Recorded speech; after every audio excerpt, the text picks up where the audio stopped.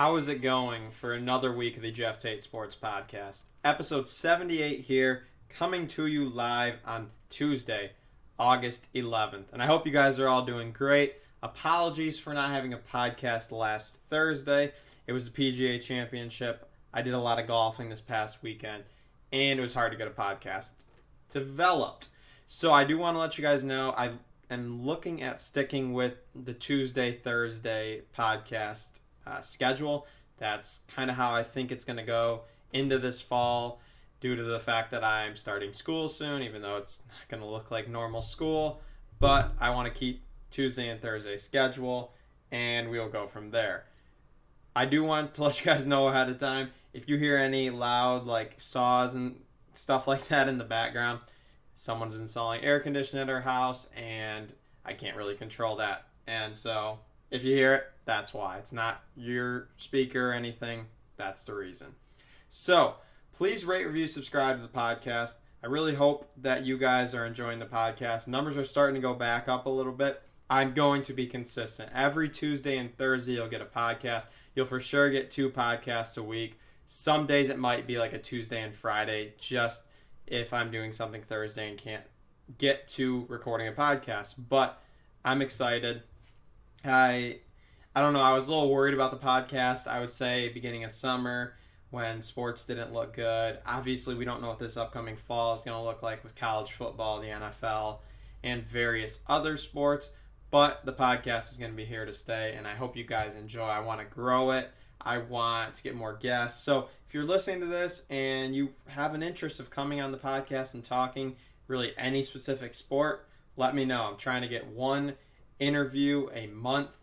I know I haven't had one in a while, but that's kind of because you had the special episodes with Cole. Looking to do maybe a few more with him before this summer's end in terms of previewing the NFL. Today I don't really want to get into much college football talk because it's so volatile. You don't know what you're getting. Like you heard Sunday night, Big Ten's going to cancel their season on Monday. Well, that didn't happen, and players are pushing back that they don't want it to be canceled. We'll get into that at another point. But I have 2 big topics today I want to get to. And then Thursday I want to do more NBA, but I also want to get some baseball. And today you're not going to hear much baseball because at that point the Tigers will have played another 2 games. And I really want to see where their record's at because they are looking really good and very surprising. So we'll get to that. But first off, I talked about last week the PGA Championship. And the PGA Championship is one of 4 majors that we get in golf every year. This year's a little different. We're only getting 3. You have the PGA Championship, the US Open, and the Masters, which are all from the United States. And then you also have the Open Championship, which is anywhere in it's in England, Northern Ireland, Scotland, anywhere in the United Kingdom is where we get that major. And we didn't get that this year due to the coronavirus. That made a lot of sense because you didn't want to have all that travel to go overseas and then worry about the coronavirus and all that stuff. But PGA Championship live from TPC Harding Park in San Francisco. And for those of you who don't know, this is a municipal course, which means if any of you are in San Francisco one day and you want to golf, you could go out here and golf. It's about $100 to golf 18 holes for a non-San Francisco resident. That's pretty cool. I mean, if I'm ever in San Francisco, which would be kind of cool to visit the West Coast like that, I would definitely plan on making that a stop if I was going for a golf trip because, I mean, that's pretty stinking cool.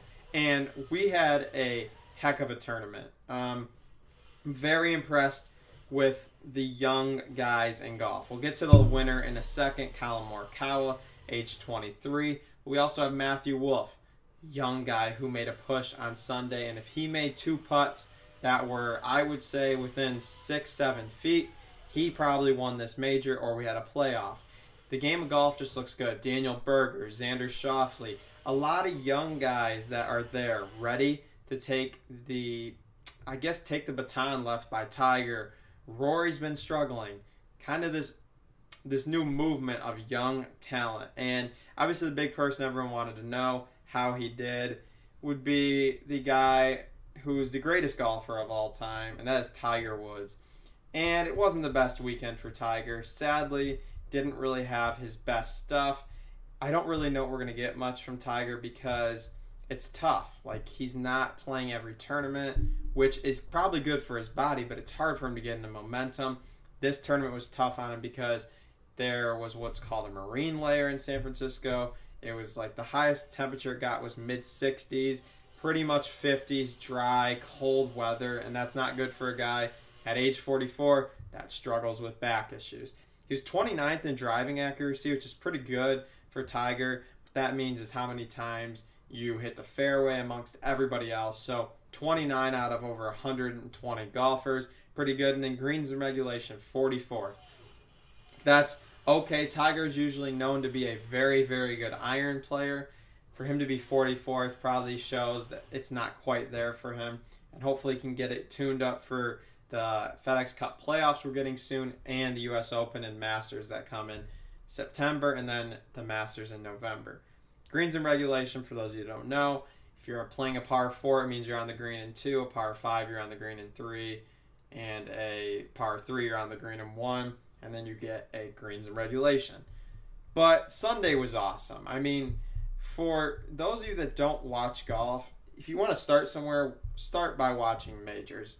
The majors are fantastic golf, and it came down to the end. I mean, to start the day, Dustin Johnson, who is one of the better golfers there is, had a one-stroke lead over the rest of the field at 9 under. Really struggled on Sunday to only shoot 2 over, and the winning score shot a 6 over that day, and that was Collin Morikawa. This kid is fantastic. The first tournament of the year, Charles Schwab Challenge, our first tournament since the restart, he lost in a playoff to Daniel Berger. Well, then, you know what happened? A few weeks later, he won the Workday Charity Open in Columbus, Ohio, by coming back and beating Justin Thomas. And then he decides, hey, this is my first major. I'm going to win the major. When starting the day, he was, like I said, he wasn't in a top position. He was 7 under, which was good for 6th overall in the tournament. A lot of guys were there, but you had guys like Brooks Koepka, who is a major winner, and he failed. Morikawa stepped up, and you really could tell it was his tournament to win. On the back 9, when he holed a chip just off the green on the par 4 14th, that got him a 3, and really just started to show that this is his tournament to win. At that point, he was 10 under. That got him to the lead. Dustin Johnson the next hole then bogeyed. And then the par 4 16th, which was playing extremely short all week, just under 300 yards, which for those of you that don't know golf as well, a 300-yard par 4 is short. And as long as there's not many trees in the way, very easy hole to drive. Well, Morikawa drove it and put it within 7 feet, tapped it in for an eagle, and pretty much that won him the PGA Championship. This was a guy that was first in driving accuracy all week at 69.9%. Fairways hit. That's ridiculous. Like, he is hitting, like, the next best number was low 60s for that, just so you guys can be aware of that. And in greens and regulation, he was the 11th.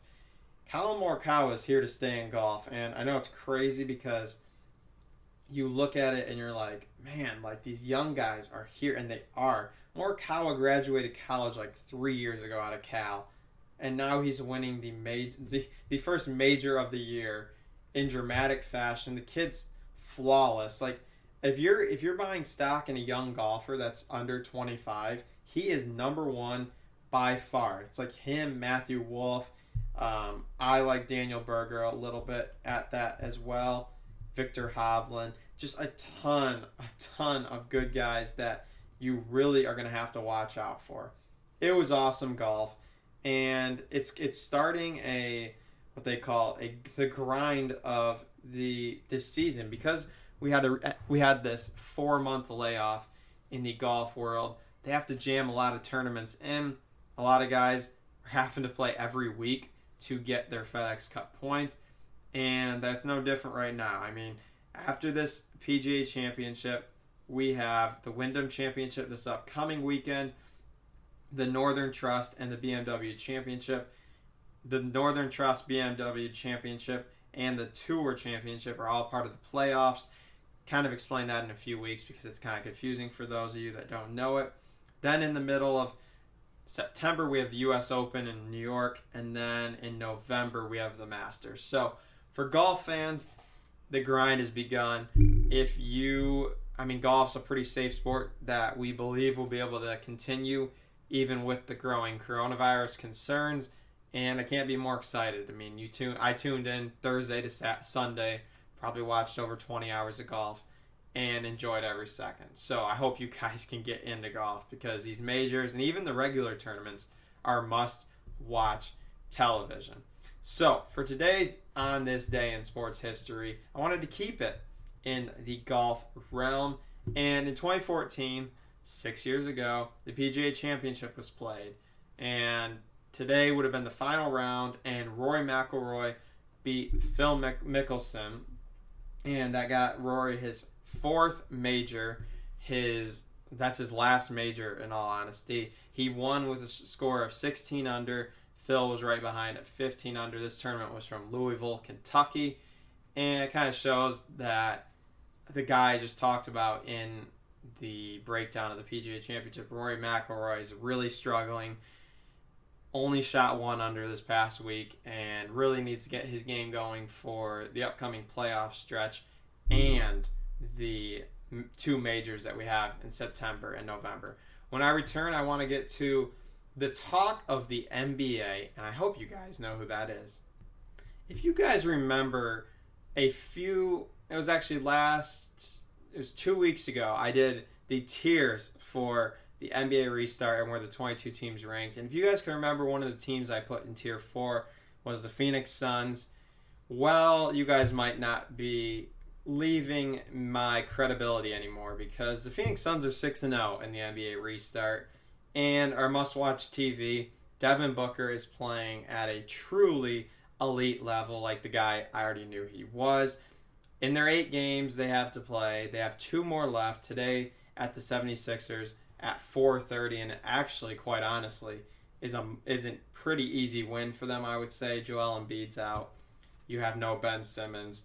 The Suns, after the teams they've already beat, should definitely win this game tonight. And then they end the season on Thursday against the Dallas Mavericks. Right now, they are half a game out of being in the play-in spot. But this is a really unique spot for the Suns because Memphis is I'll say this. Memphis is in first place. We're gonna relate it to that instead of having to explain all the seeds. Portland is a half a game back, which would mean if the season ended today, Memphis and Portland would play in the play-in games. If Memphis won the first game, it'd be done. If Portland won the first, then whoever won the next game would advance into the playoffs. The Phoenix Suns are a half a game back from the Trailblazers. Now, the Grizzlies are struggling. The Grizzlies have 2 more games. They play the Celtics today, and I really don't know what to expect from them. They also play the Bucks later this week. You don't know if the Bucks are going to rest guys. They probably will, so they might win that. But the Phoenix Suns were in 13th in the West, and now we're in 10th. It's awesome. I've been well documented on this podcast supporting how good of a basketball player Devin Booker is, and I think that's unquestioned now for those of you that are watching the NBA restart action. In the 6 games the Suns have won, Devin Booker's averaging over 30 a game. You saw a step back, fadeaway jump shot against the Clippers, and that was a Clippers team that was playing all their starters. There's 6 wins at the Wizards. Ignore that. They beat the Wizards, the Mavericks, the Clippers, the Pacers, the Heat, and the Thunder. All but the Wizards are playoff teams guaranteed. You got to think about this Phoenix Suns team also because they are missing very key players. 2 of their top 5 scorers aren't even playing yet in the bubble, and hopefully they'll get them back if they make the playoffs. And that's Kelly Oubre, who this year was having a remarkable year at 18.7 points per game. And then their 5th leading scorer, Aaron Baines, at 11.5 a game, also a very good defensive player. They don't have those 2 guys. You see a lot of guys picking up the slack. Cameron Payne, they signed just for this bubble, is over 10.5 points a game. I just don't know what to say with this red-hot team because They look like they're, every sign points to them finding a way to get into these NBA playoffs. And, what could they do if they get in and play the Lakers? The Lakers are struggling. I'm going to get to more of the Lakers on Thursday's podcast, kind of talk about them and the Clippers, who honestly haven't been that great since they arrived in the NBA bubble. I don't really know if you worry too much about that, but Clippers are 3-3, the Lakers are 3-4, and those are the two best teams, I think, in the NBA. But these games are kind of weird. For the Suns, they're taking advantage of them. Some of the games they've played, some teams have rested one or two guys. Hey, Suns did everything they could, and they took advantage of that. They made their opportunities, and they've won 6 straight games. Today, I said, they play the 76ers. If they win today, if they win today and go 7-0, I can't see them losing to the Mavericks on Thursday night. The one thing with the Mavericks is they might be in a must-win game to step up a seed line, but we don't know. So when you look at the Suns, fun to watch. Kudos to Monty Williams over there. Devin Booker's had so many coaches, and I think they found the guy that works the best with Devin Booker, and Monty Williams is here to stay. This is a team that's still going to get better. DeAndre Ayton is at 18.6 a game and 11.5 rebounds. But I think that will get better because he's a better player. He's growing.